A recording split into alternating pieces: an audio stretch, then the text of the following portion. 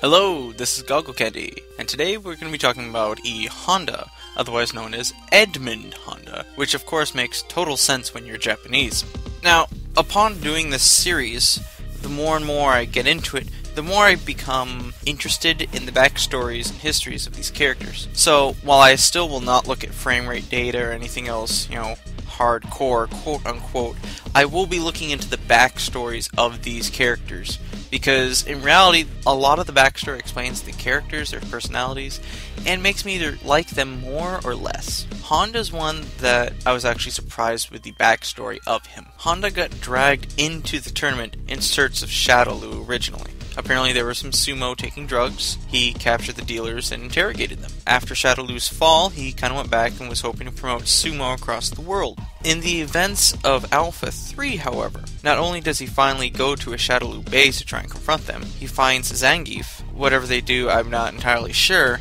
They take down the base, and he actually saves all of Bison's dolls and gives them a place to stay while they try to regain their memories. Who he saves, they never really truly explain, but just that fact alone is rather interesting. He apparently does have some sort of history with Hakan, though we don't know really what that is yet. And as it would seem, he becomes friends with Zangief and he becomes friends with El Fuerte. Or at least that's what I gather from Street Fighter 4. So, what about E.Honda the character? The best way to put it is he is an aggressive turtle. He has two key charge moves, his headbutt, which can go all the way across the screen, and does some impressive chip damage, and his sumo slam, which is basically him leaping up and landing on his rear. This can catch characters out of the air, and an EX can grab them out of the air and still hit them on the way down. He does have a command throw, which gives him a lot more options at close combat, as well as his 100-hand slap, which, if I remember correctly, and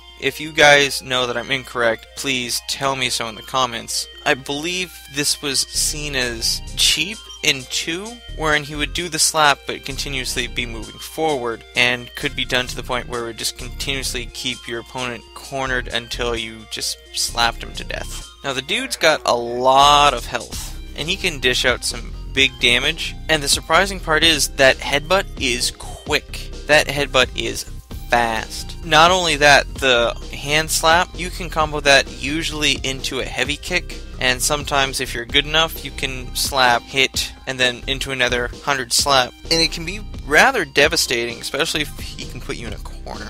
Looking at both his ultras, his super headbutt, while his headbutt normally is really effective, part of that effectiveness is the fact that it does so much chip damage. And while yes, you can still catch them with the Ultra in the same way that you could catch them with the normal headbutt, the Ultra is a little slower than the headbutt, or that's my perception of it, so it's not as fantastical. However, his second Ultra in the new game, whereas it's a command throw, while I don't like the fact they gave Balrog a command throw, I do like the fact that they gave E.Honda a command throw. E.Honda already has one, and I feel with E.Honda, where you're going to be putting pressure on them heavy through about half of the match, the other half will be chilling out, waiting for headbutts and butt stomps. He already hits his Orochi throw plenty of times, and you can catch players off guard with that. In the same way, I feel you'll be able to hit them with his Ultra command grab. I feel that's going to be very potent. Honda, well, what don't I like about Honda?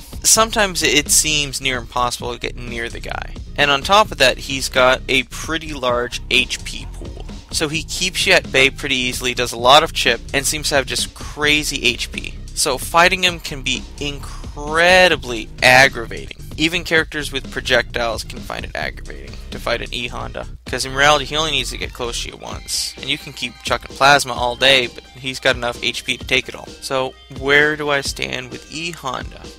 I kind of like the character, even though playing against him I hate him.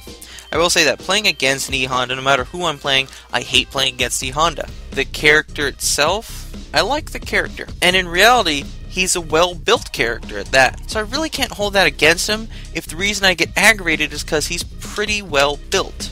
So Honda, I'll probably end up giving a 4 out of 5, though I'm very tempted to drop it a half point just because Edmund does not sound like the name he should have at all. This is GoggleCandy, and let's see, E.Honda. Who's next down the line?